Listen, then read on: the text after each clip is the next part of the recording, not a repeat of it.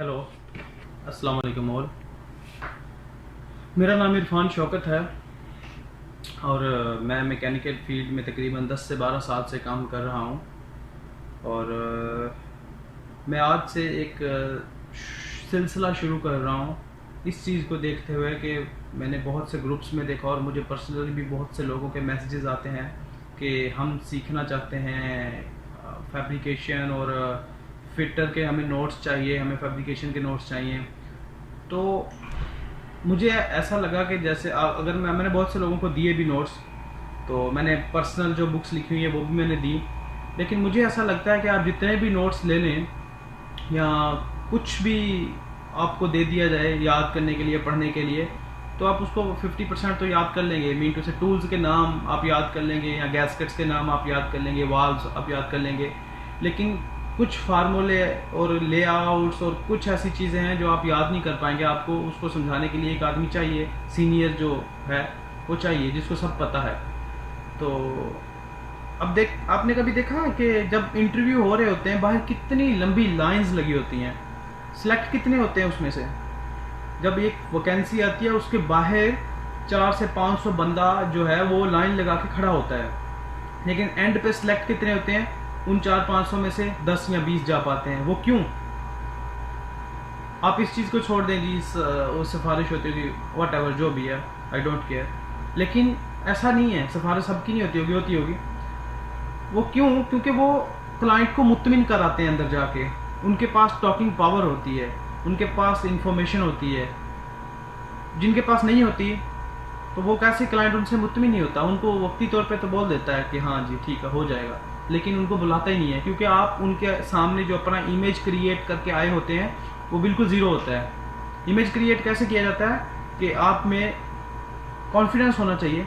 Mean to से आप interview देने गए हैं, वो आपसे एक सवाल पूछ रहा है। फॉर एग्जांपल वो आपसे पूछ रहा है कि कभी आपने एसएस के लाइन पे काम किया है, तो आप उसको बताएं कि जी सर, कॉन्फिडेंस के साथ उससे रिलेटेड 5 जवाब दे दें उसको कि जी सर, मैंने एसएस पे काम किया है, मैंने अलॉय पे काम किया है, मैंने सीएस पे काम किया है, मैंने एमएस पे काम किया है, ताकि उसको पता चले कि बंदे ने काम किया है, बंदा जज्बे के साथ और कॉन्फिडेंस के साथ जवाब दे रहा है। ये कॉन्फिडेंस होता है। और आप अगर कह रहे हैं ना, सोचते हैं कि जी हमें आता है, हम कर लेंगे, कर तो सभी लेंगे, हर कोई कर लेता है। जब एक फील्ड में चला जाए ना आदमी, तो 5-6 महीने बाद वो कर ही लेता है, लेकिन जाता कैसे है? इन्फॉर्मेशन की बेस पर, नॉलेज की बेस पर, मालूमात की बेस पर। तो वो वट एवर, आप अगर किसी ने किया भी हुआ डिप्लोमा, तो अगर मैं आपको बताता हूँ, मेरा मानना है कि डिप्लोमा वाली चीज़ें आती नहीं है इस फील्ड में। 20% फील्ड में यूज़ होती होंगी, 80% नहीं होती, तो उस डिप्लोमे का क्या फ़ायदा। हाँ, वो डिप्लोमा आपको कभी अगर आपका चांस लग जाता है परमानेंट होने का किसी प्लांट पे, तो वो आपको दे सकता है, मददगार साबित हो सकता है। लेकिन आप हर किसी की अपनी सोच है। मेरा डिप्लोमे मैं सिर्फ और सिर्फ सीखने पे बिलीव रखता हूँ।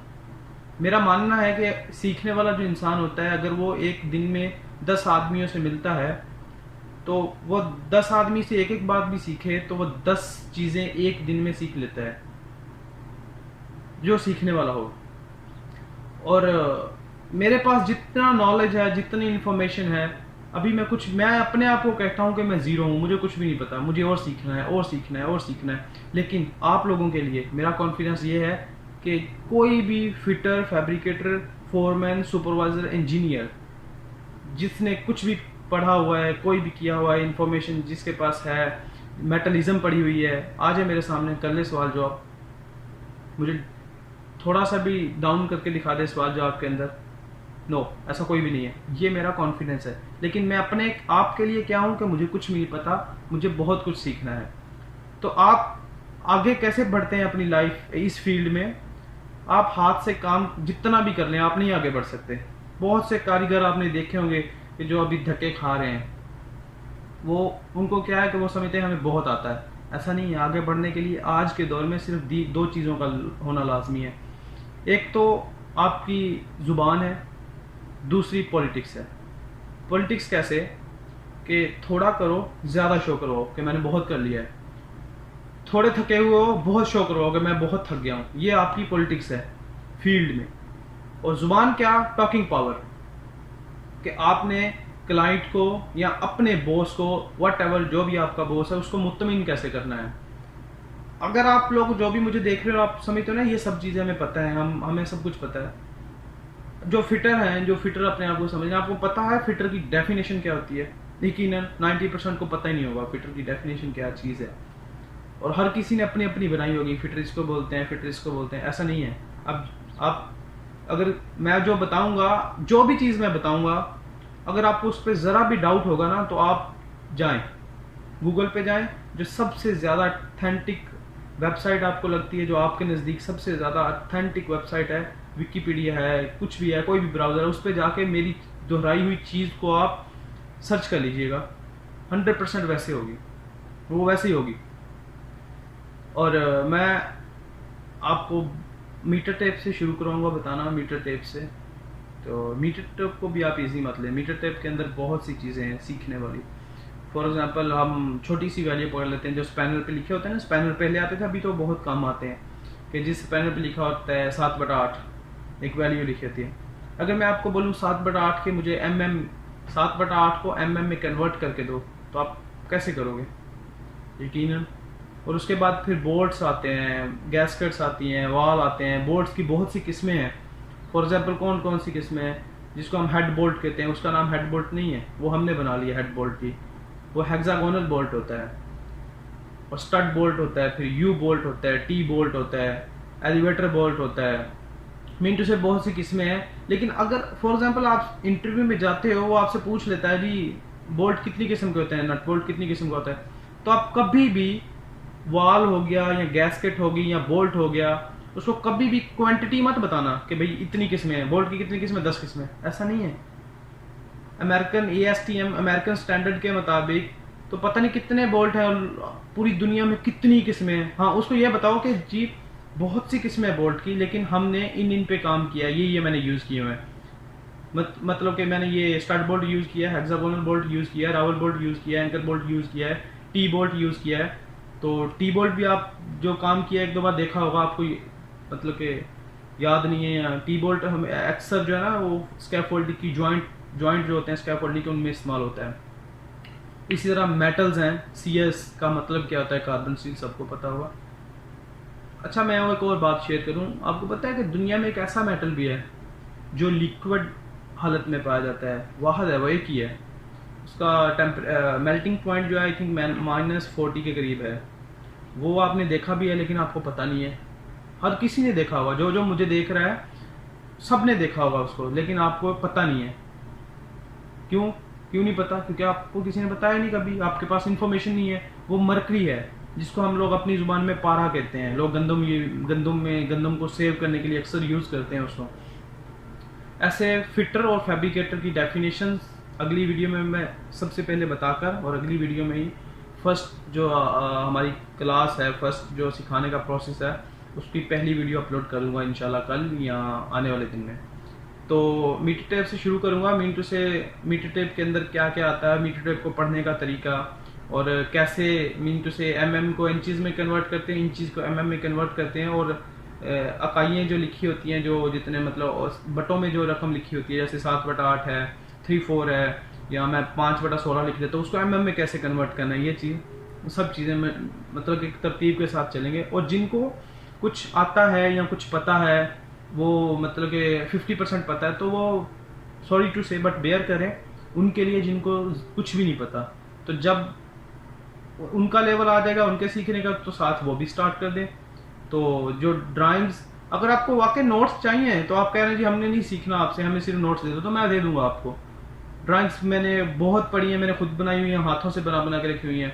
वो चाहे आइसोमेट्रिक हो, चाहे प्लान हो, प्लानोमेट्रिक हो, चाहे फिर वो ऑब्लिक व्यू हो, फर्स्ट एंगल प्रोजेक्शन हो, या थर्ड एंगल प्रोजेक्शन हो, या P&ID जिसको पाइपिंग एंड इंस्ट्रूमेंट डायग्राम बोलते हैं, वो हो, तो आप ले लें, आप सीख लें। जो सीखना चाहता है, जो बोलता है कि मुझे आता है, बट जिनको बेचारों को कुछ भी नहीं पता, उनको मैं सिखाऊंगा।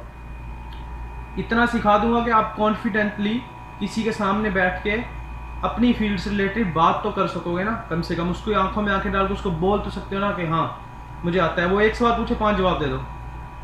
अगर वो एक सवाल पूछे उस एक का भी जवाब नहीं आ रहा, और जब वो एक पूछे उससे के आपको 5 जवाब आ रहे हैं, तो कितना इमेज में फ़र्क आ रहा है। उधर कितना अच्छा इमेज क्रिएट हो रहा है, उधर कितना अच्छा इमेज क्रिएट हो रहा है। ऐसे पाइप फिटर और दूसरे फिटर में देखें फ़र्क होता है। एक फिटर होता है जर्नल फिटर, एक होता है पाइप फिटर। तो जो जनरल फिटर होता है वो सब काम करता है। इसी तरह फैब्रिक, और कब ये मत समझना कभी भी कि फिटर फैब्रिकेटर के नीचे होता है, ऐसा कुछ भी नहीं है। फिटर एक अलहदा ट्रेड है, फैब्रिकेटर एक अलहदा ट्रेड है। फिटर वो मैं अगली डेफिनेशन आपको खोल के बता दूंगा। फिटर जो है वो फिटअप करता है। फिटर का मतलब फिटअप करना है, किसी चीज़ को जोड़ना है, चाहे वो पाइप हो, चाहे वो मशीन हो, चाहे वो इंजन हो, किसी भी चीज़ को जोड़ने वाला फिटर कहलाता है। और फैब्रिकेटर होता है कि जो किसी खाम मटेरियल से, नाकस मटेरियल से, बेकार मटेरियल से या नए मटेरियल से कोई कारआमद चीज़ बना देता है, उसको फैब्रिकेटर बोलते हैं। तो ये दोनों एक दूसरे के नीचे नहीं बल्कि अलहदा ट्रेड हैं। तो ये आपके साथ शेयर करना चाह रहा था। अगर आपके माइंड में ये गलत फहमी है तो इसको निकाल दें। और अगली वीडियो मैं बहुत जल्दी अपलोड करूँगा कि जिसमें हम बाकायदा क्लास शुरू कर देंगे। और अगर आप मेरी पूरी वीडियोस को देख लेंगे, जो जो मैं बता रहा हूँ, और मैं बहुत तरतीब से बताने वाला हूँ। मैं अपने दोस्तों को भी समझाता रहता हूँ, बहुत खोल के चीज़ को समझाने वाला हूँ। एक नर्सरी के बच्चे को हर किसी को ट्रीट करते हैं नर्सरी के बच्चे के जैसे, ताकि समझ जाए कोई। और मुझे ये फ़ायदा होता है कि मुझे रिवाइज होती रहती है सारी चीज़ें, क्योंकि आपको पता है ये एक समंदर है, बहुत खुला समंदर है।